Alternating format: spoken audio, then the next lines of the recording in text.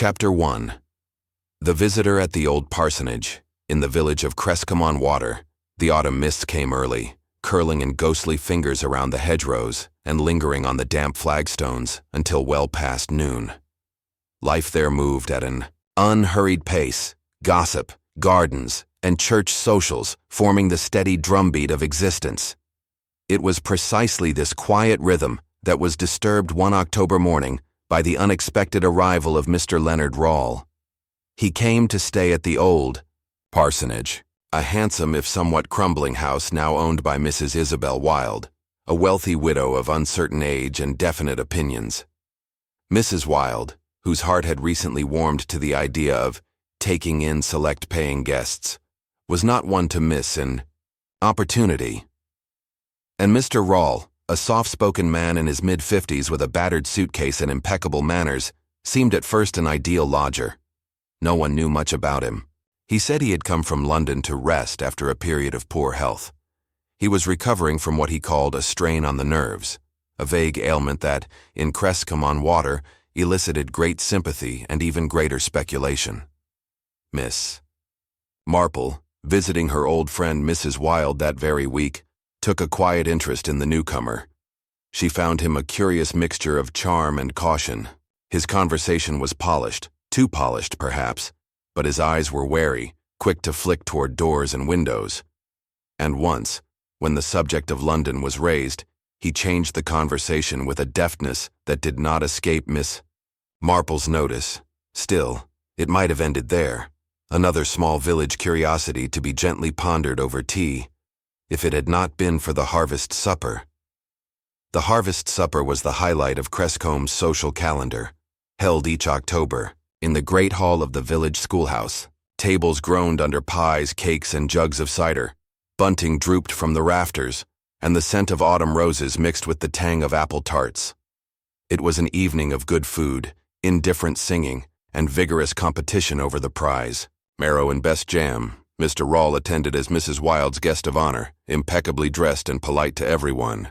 Yet more than one villager, including the sharp-eyed Miss Marple, noted that he drank little, ate less, and spent most of the evening watching the door. It was not until the end of the evening that anything truly odd occurred. The raffle, an annual affair to raise funds for the new church roof, was underway when Mr. Rawle abruptly excused himself. He stepped out into the night, not, as might be expected, toward the lavatories behind the hall, but out into the misty darkness of the green. Mrs. Wilde, distracted by winning a bottle of sloe gin, barely noticed his departure. Neither did the vicar nor the ladies of the flower committee. Miss Marple, however, did. She quietly slipped on her coat and followed at a discreet distance. Outside, the mist lay thick and heavy over the green. Lanterns bobbed in the distance where a few latecomers straggled home, their laughter muffled by the fog. Ahead, Miss Marple caught a glimpse of Mr. Rawle's dark figure, not walking aimlessly, but heading toward the old stone arch at the far side of the green where the entrance to the disused tithe barn stood. There, under the arch, she saw him stop and meet another figure shrouded in the mist. Miss Marple strained her ears but could catch only the soft murmur of voices. Urgent, low, then a sharp gesture from the other figure, a hand slicing the air, and Mr. Rawle stepped back. The mist thickened, swallowing them both. Miss Marple, no fool even in her advancing years, did not pursue them further. She returned quietly to the hall, smiling pleasantly at Mrs. Barton's enquiry whether she had been taking a turn to aid digestion. By the time the raffle concluded and the villagers began to drift home, Mr. Rawle had reappeared, looking pale and strained, but smiling with forced cheerfulness. Only Miss Marple saw the smear of dirt on the cuff of his trousers, and only she noticed the tiny tear, a fresh one, on the sleeve of his coat. It was the next morning that the true shock came.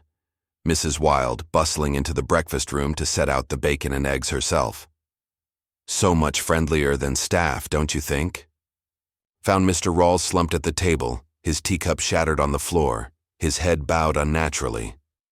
Dead. The doctor, summoned at once, pronounced it heart failure, sudden, unfortunate, but not entirely surprising in a man of delicate health.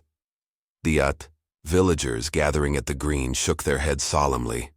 "Poor fellow," muttered Mr. Sims from the post office. "City life'll do that to a man. Never looked right since he came," opined Mrs. Barton, polishing her spectacles with unnecessary vigor. Only Miss Marple, sipping her tea with quiet thoughtfulness, was unconvinced. She had seen too much of life, and of death, to take it so simply.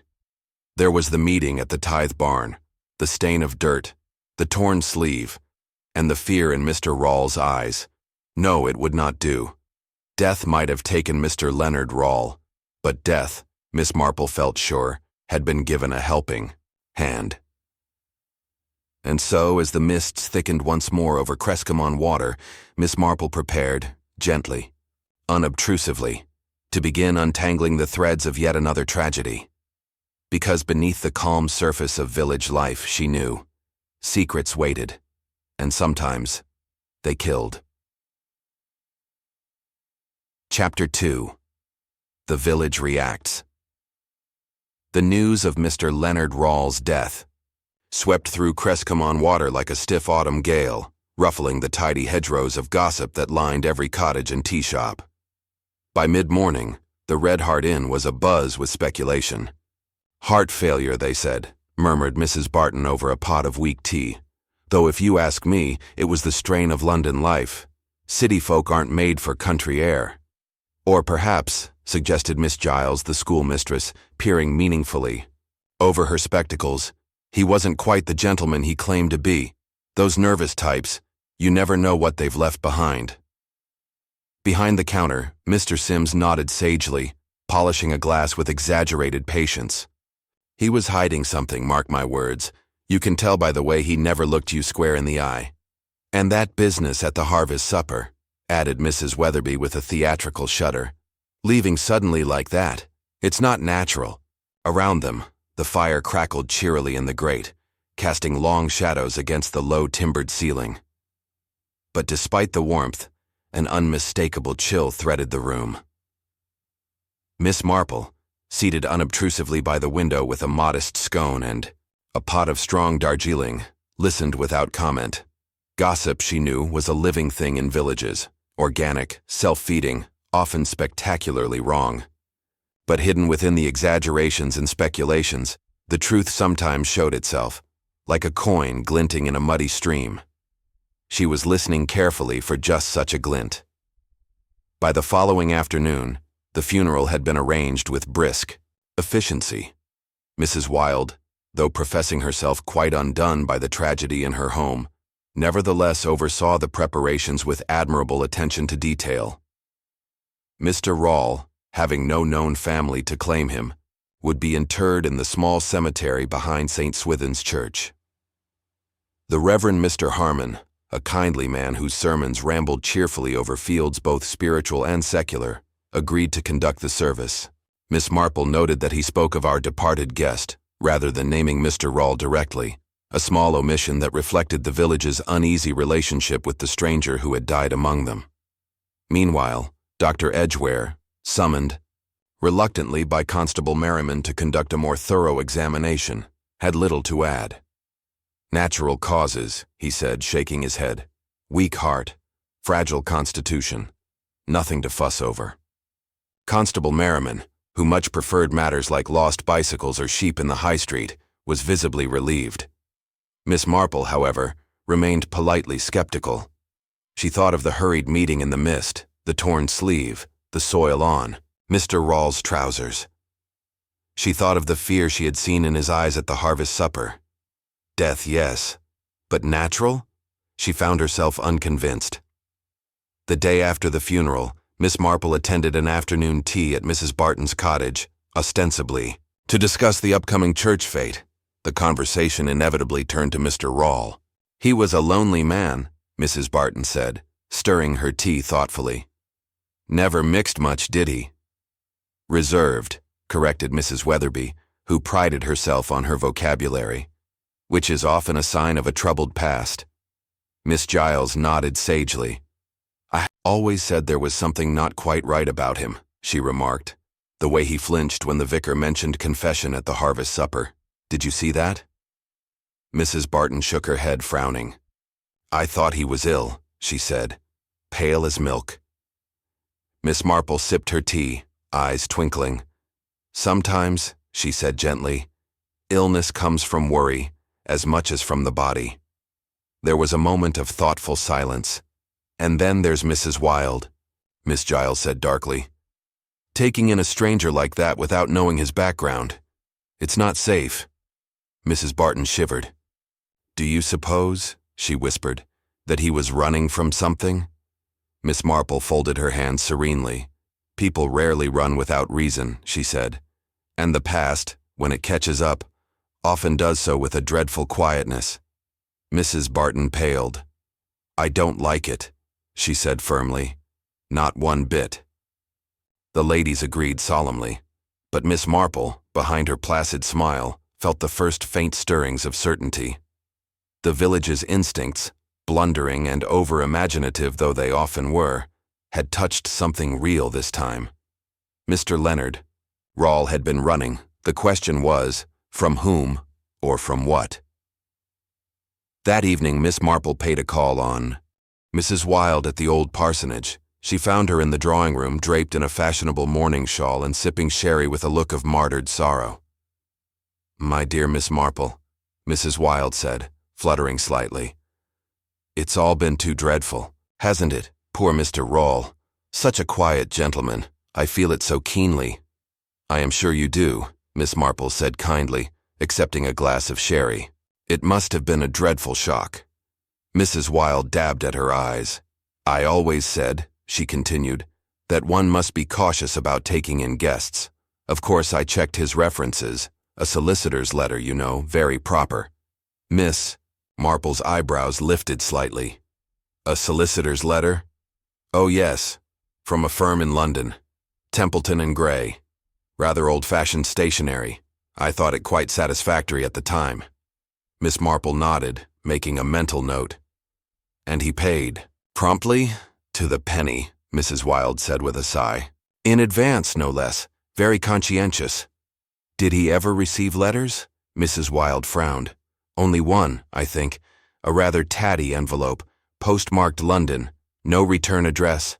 And visitors?" Mrs. Wilde hesitated. "Well," she said slowly, "I did notice someone one evening. A man. I saw him through the window, standing near the lane. Heavy-set, with a dark coat. Mr. Rawle seemed very upset afterward. Said it was nothing, and retired early." Miss Marple sipped her sherry. "And this was before or after the harvest supper?" Mrs. Wilde pursed her lips. "Before. 2 nights before, I believe." Miss Marple set down her glass carefully. "It was coming together, slowly, delicately, like the pattern in a piece of lacework, a stranger watching, a meeting in the mist, a dead man at the breakfast table. No, it was not illness alone that had felled Leonard Rawle. Someone had reached into the peaceful heart of Crescomon-water and touched death." Miss Marple, rising politely to make her farewells, knew that her real work was only just beginning. The truth, she thought, was waiting, hidden among the autumn leaves, among the polite silences and whispered speculations, and she intended to find it. Chapter 3. Early investigation. The next morning dawned heavy with mist. The village green veiled once more in a soft, muffled stillness. Miss Marple sat before a modest fire in the vicarage drawing room, a cup of tea balanced neatly on her knee, and her knitting resting untouched in her lap. She was not knitting this morning. She was thinking. Outside, Crescomon-water was settling into its usual rhythms. The clatter of milk bottles, the distant barking of a dog, the low hum of the baker's van along the lane. But beneath the surface, something had shifted. Leonard Rawle's death, quiet, undramatic though it seemed, had disturbed the village in ways not yet spoken aloud. Miss Marple understood that moments like these were critical. In the early hours after a disruption, people were less cautious. Their fears, their suspicions, their half-forgotten memories, all floated nearer the surface. And if one listened carefully, very carefully, one could hear more than they intended to reveal. Miss Marple's first stop that day was the post office, under the pretext of purchasing stamps. Mr. Sims, ever eager for conversation, bustled about behind the counter, offering news before she even had to ask. Letter from R10. London came for Mr. Rawle just 2 days before he passed, he said, shaking his head. Handwritten. No sender's name. Bit queer, that. Miss Marple smiled gently. Do you recall the handwriting, Mr. Sims? He rubbed his chin thoughtfully. Rough. Bold. Not the neat hand you'd expect from a solicitor or family friend. Looked more like, well, like a tradesman's hand, if you follow me. I see, said Miss Marple, tucking away the information with quiet satisfaction. And the man himself. Did he ever post letters? Rarely, said Mr. Sims. Only once, that I saw. Small packet, registered, sent to an address in London, Temple Court, somewhere near Holborn. Miss Marple thanked him and made her way out into the misty street, her mind working rapidly. A rough-handed letter, a registered packet sent days before his death. Secrets moving between Crescombe and London, even as Mr. Rawle tried to build a harmless existence among teacups and garden parties. And someone else, it seemed, had followed those secrets here. Next, Miss Marple paid a call on Dr. Edgware, under the polite pretense of checking on her own nerves. The doctor, a bluff, hearty man with a fondness for robust health and a deep skepticism of psychological flummery, received her in his wood-paneled surgery. Nothing wrong with you, Miss Marple, he said, smiling kindly. You'll outlive us all, Miss Marple chuckled. One never knows, doctor. But while I'm here, I did wonder about poor Mr. Rawle. Edgware frowned. Sad business. But not unusual, you know. Man of his constitution. Overstrained nerves, undernourished body. It's a wonder he lasted as long as he did. Yes, Miss Marple said, eyes twinkling. Though it seems strange to me that a man so cautious, so particular about his health, who would succumb so suddenly? Edgware shrugged. Could have been anything, really. Stress. Fear. Miss Marple tilted her head. Fear, doctor? He hesitated. Well, the heart's a delicate thing, he said. A sudden shock. A fright. It can kill, as surely as a bullet.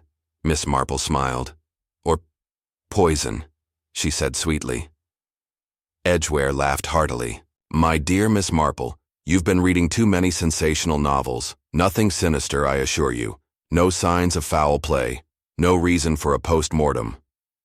But if, Miss Marple said, her voice very mild, someone wanted a death to look quite natural, would they not prefer a method that left no signs at all? Edgware's laughter faltered slightly. I suppose, he said gruffly. But such things are rare. Very rare. Not the stuff of quiet villages. Of course not, said Miss Marple, rising to her feet. Still, one must be thorough, mustn't one? The doctor agreed hastily, and Miss Marple took her leave, her mind sharper than ever. Fear, stress, a weak heart, yes, but poison, too, could mimic such symptoms. Certain poisons, digitalis perhaps, could be slipped into a teacup, a wine-glass, and leave no visible trace unless sought for with care. And Dr. Edgware, good man though he was, had not sought. On her way back across the green, Miss Marple paused near the tithe barn, where the mist clung thickly to the crumbling stones. She stood a moment, remembering. The figures in the mist. The sharp, cutting gesture of the unseen stranger. The sense of something exchanged. Something final. There were footprints, too, faint now in the wet grass, but two distinct sets, leading away from the barn in opposite directions, and something else, a scrap of dark cloth caught on a bramble at the edge of the path. Miss Marple bent, carefully, plucking it free. It was coarse fabric, a cheap workmanlike wool, with a tear across one side, pocket lining perhaps. Torn in haste, she folded it neatly into her handkerchief and tucked it away. Not much, but then, murders, if murder it was, were rarely solved by grand clues. It was the small, overlooked things that told the real story. That evening, seated, once again in her quiet sitting room with the fire burning low, Miss Marple laid out her observations as carefully as a general planning a campaign. A frightened man, living under an assumed tranquility. A letter, rough, urgent, arriving days before his death. A secret meeting in the mist, a registered packet sent away. A sudden death, too neat, too timely, and now a scrap of cloth, a trail of footprints, leading straight to and from the tithe barn. It was not much, yet. But it was enough. Enough to tell her that the heart of the matter lay not with Leonard Rawle's frailty, but with whatever past had followed him into the autumn mists of Crescomon water, and that somewhere among the familiar faces of the village, among the smiles and murmured condolences, someone else was waiting, watching, hoping that the truth would stay buried, like the last leaves of autumn under the slow, heavy fall of fog. But Miss Marple, as always, intended otherwise. Chapter 4. First Suspects. 2 days after the funeral, Crescomon water found itself in the grip of a new certainty. Someone must be to blame for the tragic death of Mr. Leonard Rawle. And as is often the way in villages, once suspicion found a foothold, it spread rapidly, weaving itself into everyday conversation like ivy creeping into old brickwork. At the center of the swirling murmurs stood George Tufnell, the village odd-job man. George was a stocky, rough-handed fellow of indeterminate age who lived in a tumble-down cottage at the far end of Willow Lane. He was known for small jobs, big opinions, and a somewhat flexible relationship with the truth. He was also known to have been seen near the old parsonage late at night, fixing a broken gate at Mrs. Wilde's request, or so he claimed. It was enough in the eyes of the villagers to make him the prime suspect. "Mark my words," Mrs. Weatherby told anyone who would listen at the greengrocer's, "that Tufnell's no better than he should be, always skulking about." "And wasn't he once in trouble?" added Mrs. Barton meaningfully. "Something about a quarrel over wages?" Miss Giles, standing by the marrow display, nodded gravely. "A quarrel that ended with a broken window at the Red Hart Inn," she said. "Very violent temper." In the warm, bustling confines of the village, the case seemed all but settled. It was George Tufnell. It had to be. Constable Merriman, eager to show initiative, paid a call to Willow Lane and returned looking flushed and satisfied. He had no alibi for the evening of the harvest supper, he reported to Dr. Edgware, and a small knot of interested listeners at the Red Hart said he was out walking, in that fog. A chorus of disapproving clucks greeted this revelation. Miss Marple, sitting quietly in a corner with her embroidery, did not comment. She merely observed. Because it seemed to her that George Tufnell, for all his flaws, lacked one critical element required for the crime she suspected: subtlety. George was a man who solved problems, with his fists and his boots, not with whispers in the mist and unseen poisonings. His way was the public quarrel, not the secret letter. No, George Tufnell was no killer of Leonard Rawle, but it suited the village, as it often did, to believe the simplest explanation. Miss Marple, however, knew better. That afternoon, as the mist began to roll in again over the fields, Miss Marple received a quiet visitor at her cottage, young Emma Tufnell, George's niece. Emma was a thin, anxious girl of about 19, with large gray eyes and a mouth made for smiling but lately turned down with worry. She twisted her gloves nervously in her lap. "I don't know who else to talk to, Miss Marple," she said in a low, hurried voice. "Everyone's whispering about Uncle George, and he's not clever, but he's not wicked." Miss Marple patted her hand gently. "Tell me, my dear." Emma leaned forward, her voice shaking.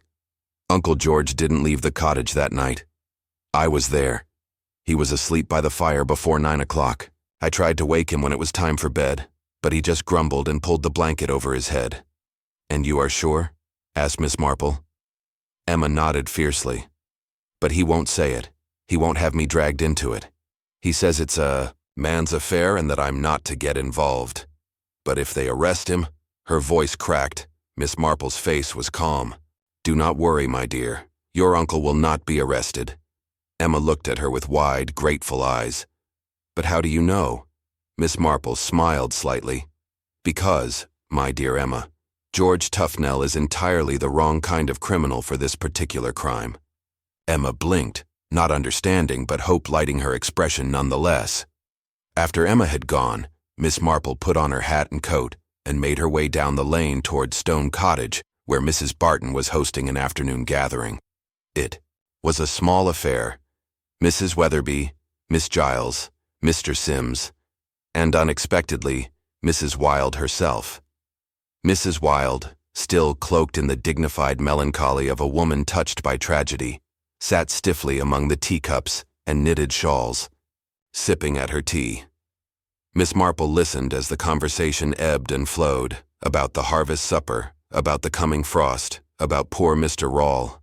And then, casually, she asked a question. Such a pity about Mr. Rawle's solicitor. Templeton and Gray, was it? Mrs. Wilde looked up sharply. Yes, she said. A very respectable firm. Odd, murmured Miss Marple. Because I asked my nephew. He's a barrister in London, and he's never heard of them. There was a tiny, almost imperceptible pause in the room, then Mrs. Wilde laughed, too brightly. Oh well, you know how it is. Small firms. Easily overlooked. Miss Marple nodded, her face serene, but inside, her mind was humming. Templeton and Gray, a solicitor's letter, but no firm by that name existing in London. A fake reference, then, which suggested that Leonard Rawle had come to Crescombe not merely to rest, but to hide, and that Mrs. Wilde, whether knowingly or unknowingly, had been part of that deception. Walking home through the gathering mist, Miss Marple turned the facts over carefully. Leonard Rawle had feared discovery. He had arranged a false past for himself. Someone had found him nevertheless. Someone willing to kill to silence him. And now, an innocent man was being blamed while the true hand behind the crime remained hidden, calm, protected by the fog of village assumptions. Miss Marple, her pace steady, her breath frosting in the air, felt a familiar tightening of certainty. There was still much she did not know. But she knew, beyond all doubt, that the real danger still walked quietly among them. And if she did not act swiftly, there might yet be another tragedy before the mists lifted.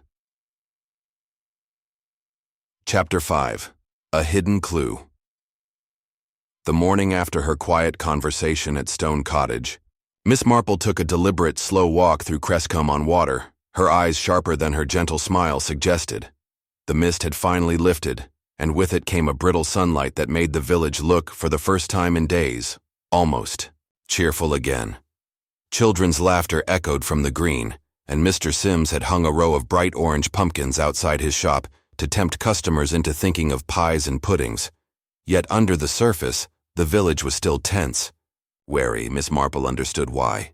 When something ugly happened in a place so small, it couldn't be sealed away neatly. It festered quietly, in polite conversations and sidelong glances. She turned off the main road and headed toward the old parsonage, under the pretext of admiring the last of the roses before the frost claimed them.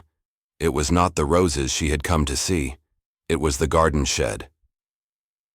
The shed at the back of Mrs. Wilde's property was a ramshackle thing, its once bright paint flaking away, the padlock hanging rusted and useless from the door. Miss Marple had observed, quite by chance, that the day after Mr. Rawle's death, the door had been closed tight. Now, curiously, it stood slightly ajar. No one was about. Mrs. Wilde, she knew, was visiting the vicarage for an afternoon of charitable sewing. Moving with a surprising lightness for her age, Miss Marple slipped inside. The shed smelled of damp earth and old wood. Gardening tools hung along the back wall, and broken pots and sacks of compost were heaped in the corner. At first glance, it seemed unremarkable, but Miss Marple had not spent a lifetime among human failings to be fooled by surfaces. Near the base of the far wall, half hidden behind an overturned wheelbarrow, she found it. A battered leather satchel, worn, stained, and with one of the buckles half torn away, as if it had been seized hastily or in a struggle. Carefully, she drew it out and opened it. Inside were a few crumpled papers, old, creased letters, and more interestingly, a folded piece of heavy parchment. She unfolded it with care. It was a birth certificate, Leonard John Rawle. But the place of birth was not London. As Mrs. Wilde had claimed he had told her, it was a small village in Yorkshire, and more telling than that, scrawled faintly in pencil along the margin, was another name, a woman's name, Catherine Molyneux. Miss Marple's eyes sharpened. Molyneux, it was a name she had heard before, somewhere, in one of the whispered stories at the Red Hart, half lost among talk of apple harvests and church roof repairs. Someone who had disappeared. Someone connected to a scandal long ago. She tucked the satchel carefully back behind the wheelbarrow, disturbed enough to glean its secrets, but not enough to alert whoever had hidden it there. The truth was coming closer. Now, closer. And darker. That evening, Miss Marple took tea with Chief Inspector Craddock, who had been summoned quietly from county headquarters after news of the village unrest had reached official ears. They sat together in Miss Marple's neat little parlor, the fire crackling companionably between them. "You're certain?" Craddock asked, brows drawn. Miss Marple poured him a second cup of tea.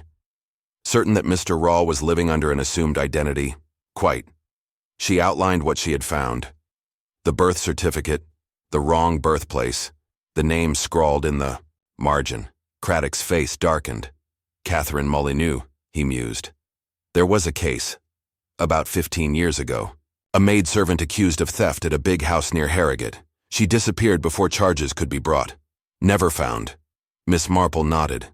"Suppose," she said thoughtfully, "that Leonard Rawle was not Mr. Rawle at all. Suppose he was instead someone helping Miss Molyneux, perhaps even married to her or otherwise deeply involved. Suppose they both fled London to avoid scandal or worse." Craddock tapped his fingers against his cup. "And someone else, someone who wanted to keep that scandal buried, followed him." Miss Marple smiled. "Exactly." "And killed him?" Miss Marple's smile faded slightly. "There are many ways to kill, Inspector. Some are slow, some are quick. But fear is often the sharpest blade." Craddock rose, setting down his cup with care. "I'll have that shed searched properly," he said. "And a quiet inquiry made into the name Molyneux." Miss Marple inclined her head graciously. "And meanwhile," she said, "it might be useful to watch Mrs. Wilde a little more closely." Craddock looked surprised. "You suspect her?" Miss Marple picked up her knitting. "I suspect," she said mildly, "that people who open their homes to strangers, without asking too many questions, often do so for reasons less charitable than they claim." She cast on a neat row of stitches. "And I suspect that Mrs. Wilde's reasons," she added softly, "may prove most illuminating." As Craddock left into the misty dusk, Miss Marple sat back in her chair, her needles flashing quietly. Outside, the first brittle stars were appearing in the deepening sky. It would not be long now. The threads were tightening, drawing inexorably toward the truth. Somewhere among the neat hedgerows and crooked lanes of Crescomon water, the answer lay, waiting, and soon, very soon, it would be revealed. Chapter 6. Confrontations and Secrets. The next day broke bright and cold, the sunlight sharp enough to slice through even the deepest village corners. It was a day when secrets, so comfortably hidden in mist and shadow, felt suddenly exposed under the stark, clean light. Miss Marple, however, knew that secrets were stubborn things. They clung to their keepers long after exposure would have been wiser. And today she intended to tug gently but firmly at several loose threads. Her first stop was, once again, the old parsonage. Mrs. Wilde received her with slightly brittle charm. She was dressed as ever in well-cut black, a mourning brooch pinned neatly at her throat, a careful performance of bereavement that, Miss Marple thought, lacked only sincerity. "My dear Miss Marple," Mrs. Wilde said, fluttering her hands, You must think it ghastly of me to go on receiving visitors. But truly, if one stops entirely, one simply collapses into grief. Of course, dear, Miss Marple said soothingly, accepting a cup of tea. One must carry on. She allowed a pause, just long enough, before remarking, It must have been a shock to discover Mr. Rawls' true circumstances. Mrs. Wilde froze. For a fraction of a second, her smile faltering. True circumstances, she echoed. Miss Marple smiled pleasantly. The solicitor's letter, Templeton and Gray. Mrs. Wilde set her cup down a shade too carefully. Well, of course, one doesn't investigate too deeply when someone is so clearly in need of sanctuary, she said with a brittle laugh. One trusts appearances. Miss Marple knitted quietly, her needles clicking. And yet appearances are often deceiving, she said mildly. I wonder, dear Mrs. Wilde, if you knew more than you let on. Mrs. Wilde stiffened. That's a most extraordinary thing to suggest, she said sharply. Miss Marple's tone remained sweet. Not at all. In fact, it seems the most natural thing. If, say, one had a reason to offer shelter, to avoid awkward questions about other matters. Mrs. Wilde's face tightened. What matters? Miss Marple's blue eyes twinkled behind her spectacles. Matters. Like the small discrepancy in your accounts at the parish charity committee, perhaps. A little borrowing against future funds. The color drained from Mrs. Wilde's face. How dare you? Miss Marple set down her knitting calmly. My dear, it's quite understandable. The expense of maintaining a grand old house such as the parsonage, repairs, taxes. One takes a little here, a little there, intending to repay. It's soon enough. But when the shortfall grows, and questions start to be asked, well, a guest with no past and a willingness to pay generously, becomes a welcome blessing. Mrs. Wilde sagged back into her chair, the fight draining from her. I never meant, she whispered. It wasn't supposed to be this way. Miss Marple's voice was gentle. It rarely is. But I didn't kill him, Mrs. Wilde said suddenly, fiercely. I swear it. I didn't even know he was in danger. Miss Marple inclined her head slightly. I believe you, she said quietly. Mrs. Wilde stared at her stunned. I believe you, Miss Marple repeated, because your mistake was not murder. It was desperation, and desperation leaves a very different trace. She rose, smoothing her skirt. And I believe, she added softly, that whoever killed Leonard Rawle is counting on people like you to muddy the waters. Mrs. Wilde said nothing more, only pressed a trembling handkerchief to her mouth as Miss Marple departed into the cold sunlight. Her next visit was less formal. The Tithe barn, long disused except for occasional village fetes, lay silent at the far end of the green. But it was there, Miss Marple thought, that the key lay. And as she approached, she was not surprised to see a figure already there. Martin Sims, the postmaster's son. He was crouched near the barn door, fiddling with something on the ground. A bicycle chain, it appeared. At Miss Marple's soft, good morning, he jumped like a guilty schoolboy. Miss Marple, he stammered. Didn't see you there? Miss Marple smiled sweetly. A fine day for tinkering, she said. Martin laughed too loudly. Just fixing up my old bike. Bit of exercise, you know. Nothing like the fresh air. Miss Marple's eyes twinkled. Indeed. And you were here the night of the harvest supper, were you not? Martin froze. I might have come by, he muttered. Shortcut home, you know. Miss Marple's voice remained kindly. You saw something. Martin's face went mottled. I don't know what you mean.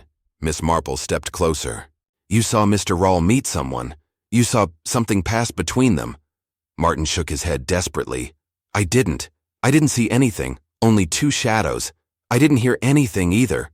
But you recognized the man, Miss Marple said softly. Didn't you? Martin's mouth opened and closed.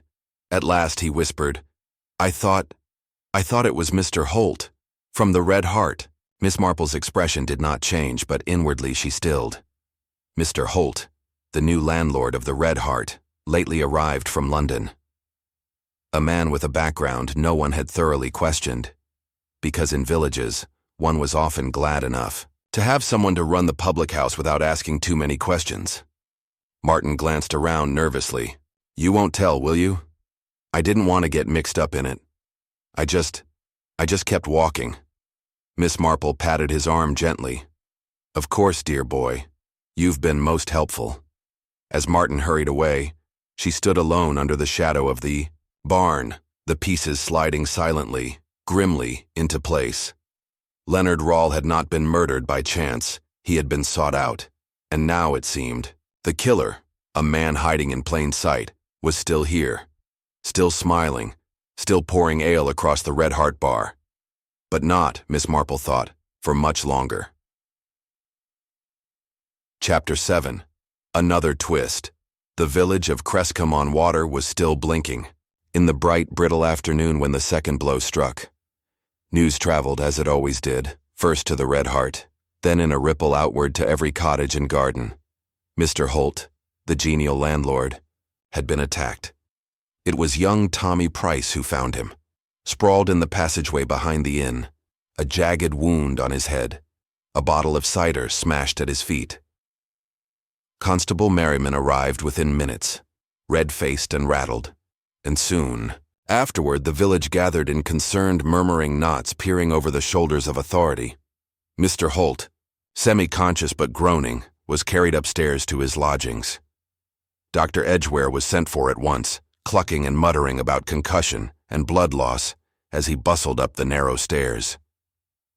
Miss Marple, arriving with deliberate calm, stood back and quietly absorbed everything. The inn-yard was muddy, churned with footprints. There was no sign of robbery. Mr. Holt's watch, a heavy gold piece, remained in his waistcoat pocket. The till behind the bar was untouched. No valuables missing. Just a blow, sudden, savage, delivered not for gain, but for silencing. And that, Miss Marple thought grimly, was very telling. Chief Inspector Craddock was summoned back from headquarters, arriving in the village just before dusk with a purposeful tread and a mind already alert to trouble. He found Miss Marple waiting for him at the Red Hart, seated demurely in a corner near the fireplace. "They've done it," she said softly as soon as he approached. "They've tried to silence him." Craddock raised his brows. "You're sure?" Miss Marple smiled faintly. "I am rarely sure of anything, Inspector. But I have very strong suspicions." She told him, briefly, of Martin Sims's fearful confession at the tithe barn, of the sighting, the suspicion that Holt had been the man Leonard Rawle met in the mist. Craddock listened grimly. "It fits," he said. If Rawle had something on Holt, something dangerous, and Holt knew Rawle had posted something to London, perhaps evidence, he rubbed his chin thoughtfully. "Someone may have been trying to find that evidence before we do." Miss Marple inclined her head. "Or prevent Holt from speaking now." Craddock frowned. "Or someone else entirely. After all," he added, almost reluctantly, "it's not impossible that Holt himself was about to confess." Miss Marple sipped her tea thoughtfully. "Yes," she agreed, "that possibility must be allowed for. But if so, he must have been very frightened indeed to wait so long." They said no more for the moment. Around them, the village buzzed and murmured like a hive disturbed. Inside the Red Hart, Mrs. Bennet, the barmaid, served tea and cider with a hand that shook only slightly.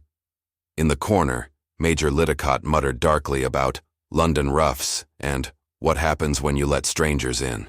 Miss Marple observed quietly, "It was in such moments, when people's nerves were frayed and their usual pretenses slipped, that the truth often showed itself most clearly." And she was ready. Late that evening, Craddock convened a quiet meeting. In the vicarage drawing room, Miss Marple, Mrs. Wilde, Martin Sims, Dr. Edgware, and Mrs. Barton. The small fire in the hearth threw flickering shadows on the walls as Craddock addressed them. "I'll be plain," he said. "Mr. Holt was attacked, deliberately. Whether to prevent him from speaking or to punish him for what he knew, we don't yet know. But someone in this village knows more than they have said." Mrs. Barton wrung her hands. Mrs. Wilde sat very still, her face pale and set. Martin Sims, looked as if he wished he could disappear into his chair. Craddock's gaze sharpened. "There will be no more secrets," he said quietly. "Not if we are to prevent worse." Silence. And then Miss Marple, in her mildest voice, said, "I wonder, Mrs. Wilde, you mentioned that Mr. Rawle had received only one letter while he was staying. With you?" Mrs. Wilde blinked. "Yes," she said. "Just the one." Miss Marple nodded. "And yet," she continued, "he made a registered posting to London 2 days before he died. A package, Mr. Sims tells me." Mrs. Wilde's hands twisted in her lap. I didn't know that," she faltered. Miss Marple leaned forward slightly. "Are you quite sure, dear?" Mrs. Wilde hesitated, then dropped her eyes. "I found a slip," she said, almost inaudibly. "From the post office, for a registered item. I burnt it." The room went still. "Why?" Craddock asked sharply. Mrs. Wilde's face crumpled. "I panicked," she whispered. "I thought, if people knew he'd posted something, they might think I was involved somehow. With whatever he'd done." Craddock said, "Nothing." Miss Marple patted Mrs. Wilde's hand gently.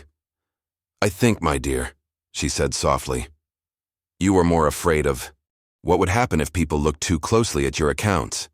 Mrs. Wilde nodded miserably. "But that," said Miss Marple, "is not murder." She turned to Craddock.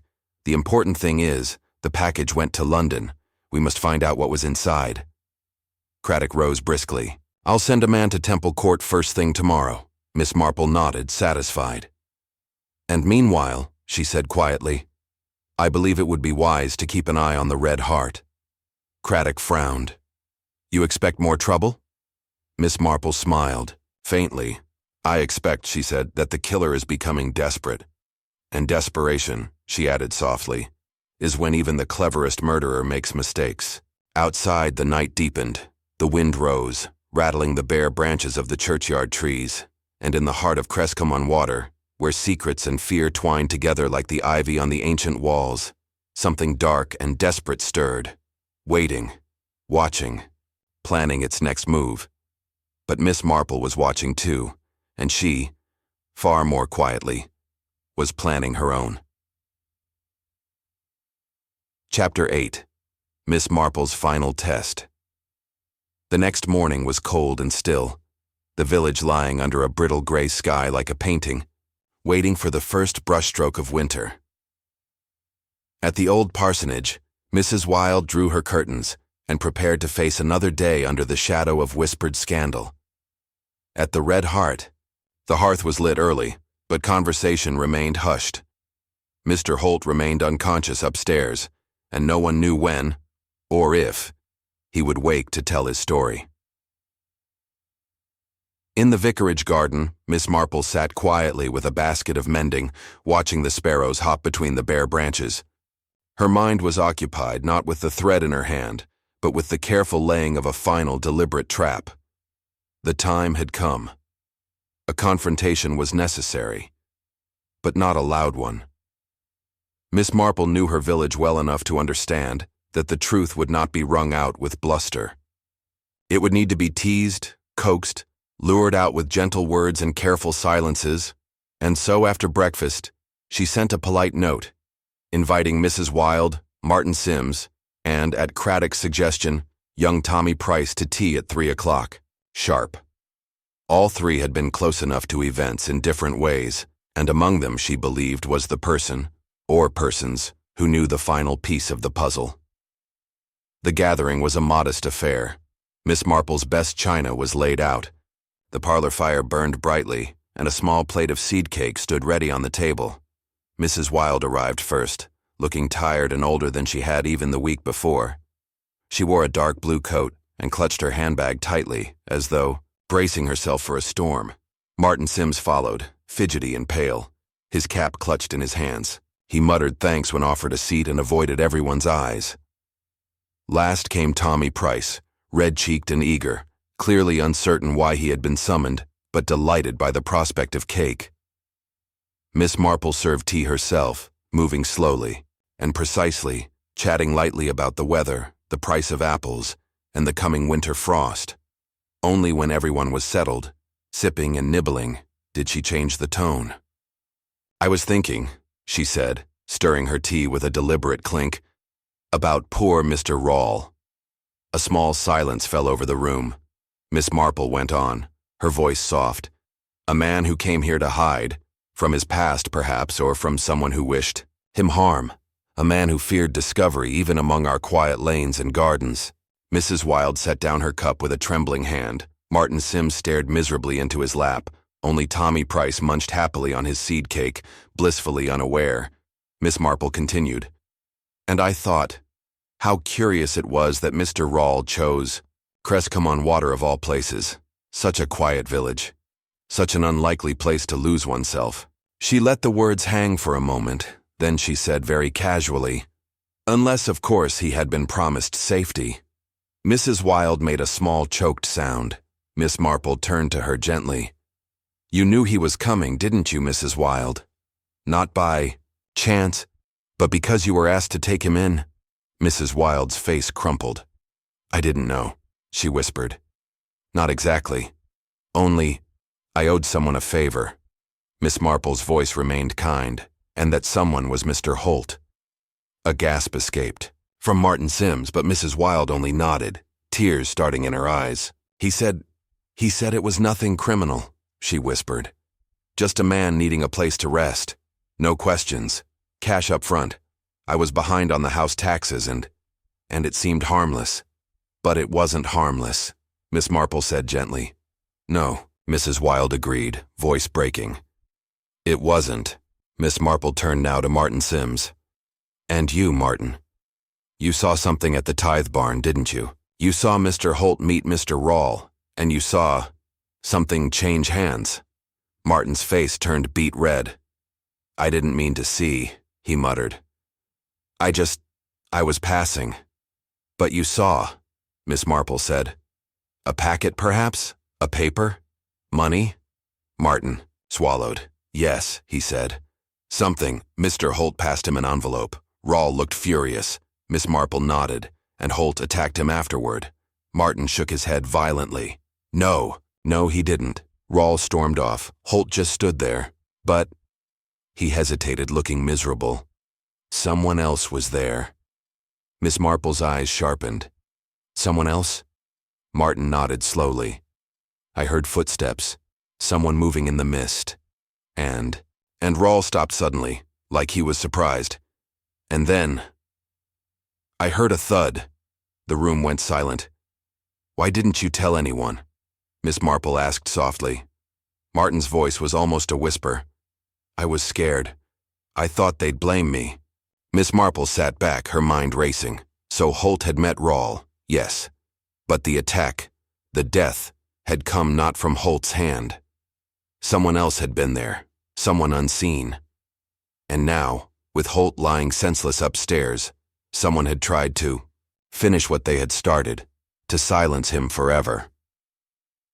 Miss Marple's eyes twinkled, because now the pool of suspects had narrowed to a very small group indeed, and among them she was quite sure was the real murderer.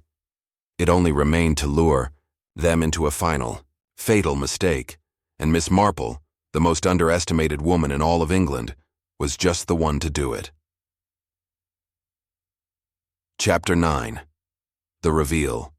The village of Crescombe-on-Water braced itself as Chief Inspector Craddock returned with news late that same evening, Miss Marple met him in the vicarage drawing room, where the small fire burned low and the curtains were drawn tight against the blackness beyond. "It's confirmed," Craddock said, removing his gloves with deliberate slowness. Leonard Rawle, if that was even his real name, had been involved in a minor scandal years ago under a different identity. Nothing serious. A theft charge, suspected to have been a setup, never proven. He vanished from London shortly after. "And the packet he sent?" Miss Marple asked. Craddock smiled grimly.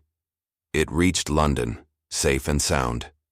Inside, a confession, a detailed account of a swindle operated by none other than our Mr. Holt." Miss Marple gave a satisfied nod. "Poor Mr. Rawle," she said softly, "trying at the last to put things right." Craddock tapped the folded letter in his hand. And Holt knew. He must have followed Rawle here, or perhaps sent word ahead through Mrs. Wilde to draw him out. Miss Marple raised a hand. Not too fast, Inspector. Craddock blinked. You see, Miss Marple continued mildly, Mr. Holt may have had reason to fear exposure. He may even have met Mr. Rawle in the mist that night, but he didn't kill him. Craddock frowned. How can you be sure? Miss Marple smiled slightly. Because Holt had everything to gain from keeping Rawle alive until he retrieved whatever evidence was being sent away. Killing Rawle before recovering. It would have been idiotic. She leaned back, hands folded in her lap. And because, my dear Inspector, there was another. Someone who knew Holt's secret too. Craddock stiffened. You mean? Yes, said Miss Marple. Martin Sims. Craddock stared. Martin? The postmaster's son? Miss Marple nodded serenely. Martin saw the meeting at the Tithe Barn, more than he admitted. Perhaps he saw the envelope, understood what it meant. Perhaps he even followed Rawle, afterward. Craddock was silent, thinking. And the attack on Holt? He asked at last. Miss Marple's eyes gleamed. A desperate act. Martin realized that Holt, regaining consciousness, could expose him, not for murder alone, but for blackmail. She ticked off the points calmly. Martin, you see, had a habit of petty theft. Small things at first, sweets, stamps, then more serious, opening letters, copying bank drafts. He recognized Holt for what he was, a bigger thief, a swindler, hiding in a quiet village. She paused. Martin thought he could control the situation, extort Holt for a share of whatever schemes he might still be running. But Rawle's arrival upset everything. Craddock's face darkened. And when Rawle resisted, Miss Marple nodded. Martin followed him after the meeting, confronted him, perhaps demanded he hand over any evidence he had. When Rawle refused, when he threatened to expose them both, Martin panicked. A blow. Quick, brutal, easily masked by Rawle's weak heart. Craddock finished grimly. Miss Marple smiled faintly. And so poor Mr. Rawle died, not at the hands of the man he feared, but at the hands of a petty thief grown too bold. Craddock exhaled heavily. And now? Miss Marple's expression grew thoughtful. Now, she said softly, we must give young Martin the chance to hang himself. The next morning, a quiet trap was laid. Martin Sims was summoned, politely but firmly, to the Red Hart. He came, nervous but composed, wearing his best jacket and an air of aggrieved innocence. Miss Marple was there, knitting calmly by the fire. Chief, Inspector Craddock waited behind the bar, his notebook closed on the counter. Only a few early drinkers sat scattered about. The room, murmuring into their mugs, Martin glanced around, twitchy. You wanted to see me? He asked. Craddock smiled. Just a formality, Mr. Sims. We've located the package Mr. Rawle sent to London. Very interesting contents. Martin paled. I don't know anything about that. Craddock nodded. Of course. But it does raise a small question. He leaned forward, voice low. You see, Mr. Holt is conscious again. Weak, but talking. Martin's mouth dropped open.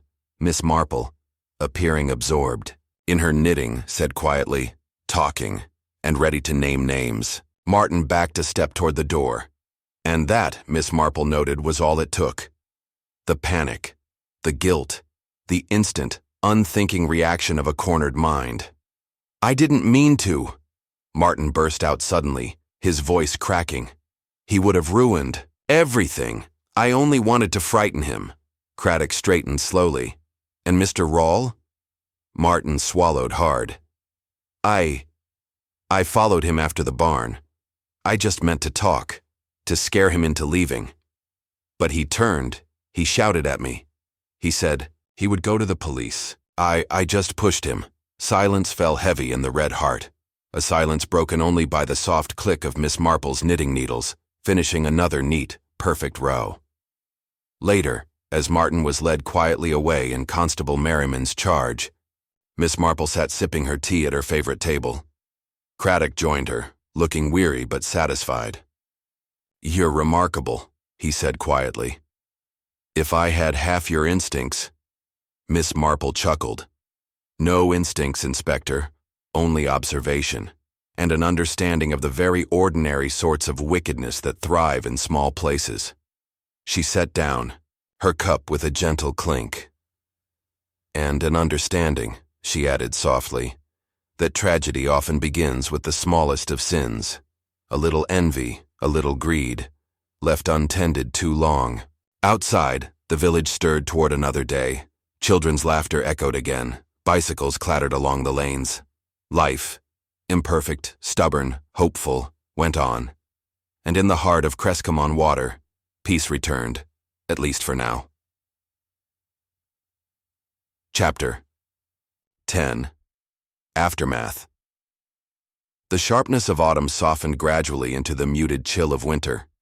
By the time the last of the red and gold leaves had been swept from the lanes of Crescomon-Water, the memory of Leonard Rawle's death had begun, outwardly at least, to fade into the village's tapestry of gossip and half-remembered scandals.